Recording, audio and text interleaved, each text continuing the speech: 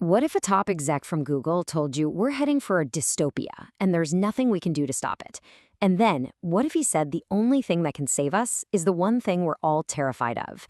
That's exactly what we're digging into. This is former Google ex-executive Mo Gawdat's pretty shocking forecast for the future of AI. And look, this isn't some sci-fi movie plot. This is a direct warning from a guy who's been deep inside the AI revolution for years. Gawdat is basically saying, hey, I used to be optimistic, but not anymore. He thinks the time to gently steer the ship is over. Now it's all about bracing for impact. And to be clear, Mo Gawdat isn't some random pundit. He was the chief business officer for Google X, their moonshot factory. He was right there at the heart of all this crazy innovation. So when he shifts from being cautiously optimistic to sounding the alarm, well, you gotta listen. He really believes this is a forecast we all need to hear right now. But here's the twist, and this is what makes his whole argument so fascinating. Gawdat isn't pointing his finger at some rogue AI, like Skynet. He says the technology itself, that's not the real enemy. So if AI isn't the big bad, what is? What's the real force pushing us toward this dystopia he says is unavoidable? Let's get into it. All right, so first up, the unavoidable dystopia. Let's break down what he actually means by that, and more importantly, when he thinks this is all going to go down. Because his timeline, it's a lot sooner than you might think. So get this. Gawdat says the warning signs are already here, right now in 2024. But the real slide starts in 2027.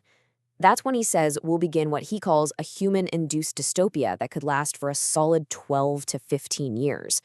I mean, that's not some far-off prediction. That's just around the corner. It's pretty alarming when you see it laid out like that. And it's really important we're on the same page about what dystopia means here. He's not necessarily talking about, Mad Max with robot overlords.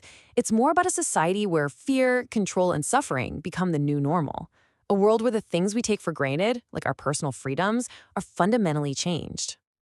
Okay, so if AI isn't the villain in this story, then who is? This is where Gawdat's argument really takes a sharp turn. He points the finger right back at us. The real problem, he says, is a deep, fundamental conflict between how AI works and, well, how we work.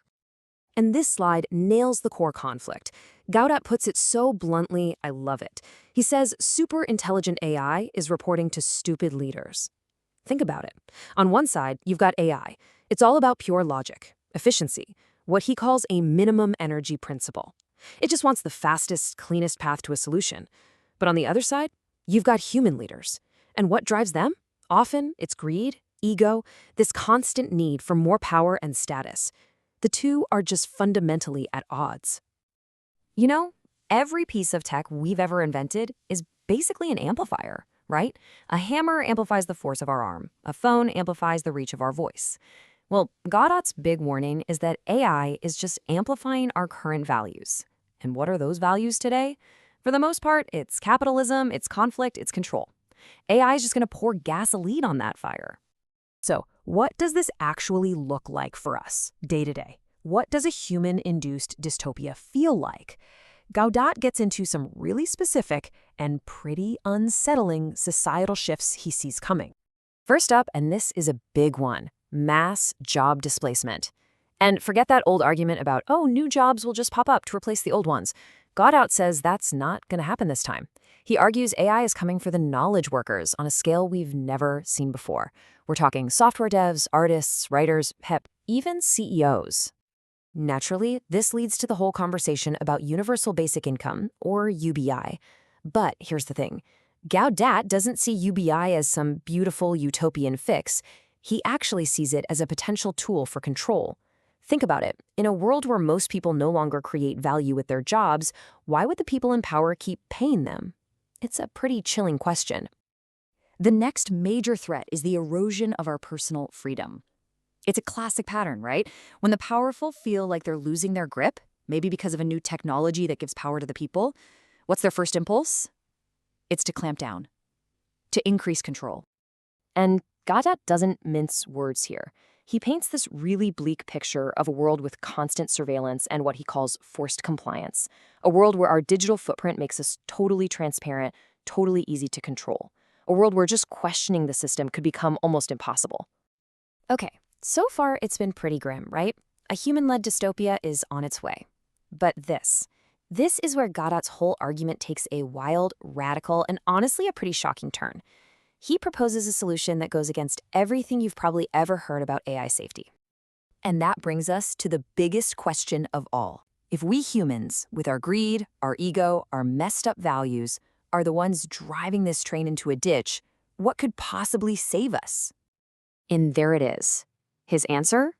We hand over complete control to the AI. I know. It's the one thing everyone is terrified of. The idea of AI being in charge is supposed to be the nightmare scenario. But Gawdat says, no, that's our only way out. But why? Why on earth would that be our salvation? Well, it all comes back to that minimum energy principle. He believes a true superintelligence, a being driven purely by logic and efficiency, would look at things like war, poverty, and destroying the planet and just see them as, well, stupid, a colossal waste of energy. It wouldn't want to destroy us because from a purely logical point of view, it's the most inefficient thing you could possibly do. So this brings us to the end game, the final and maybe the most important piece of Gawdat's argument. He lays out two possible futures, two very different paths, and the only thing separating them is us. So, path number one. This is the one we're on right now. A world run by humans, using AI to basically supercharge our worst instincts. We're talking a future built on greed and ego, leading to endless conflict, manufactured scarcity to keep prices up, and this relentless search for cheaper labor. It all ends with a tiny group of people holding all the power. Now contrast that with path number two, the world Gawdat says is possible if we let a logical AI take the wheel. A world where the cost of making, well, anything, drops to near zero. He envisions an age of incredible abundance, an end to poverty and hunger. It would free us up, as humans, to just focus on connection, on creativity, on living. It sounds like a utopia. And this right here is Gawdat's entire argument in a nutshell. The only thing standing between that utopia and the dystopia we're speeding towards, it isn't a technical problem. It's a psychological one. It's our mindset. It's our collective obsession with power, greed, and ego. And so that's the question he leaves us with. Can we, as a species, change our mindset in time? According to Mo Gawdat, a world of incredible abundance is right there for the taking, but the path we're actually on leads straight to a dystopia of control. The choice, he says, isn't up to the machines. It's up to us. Can we make that fundamental shift before it's too late?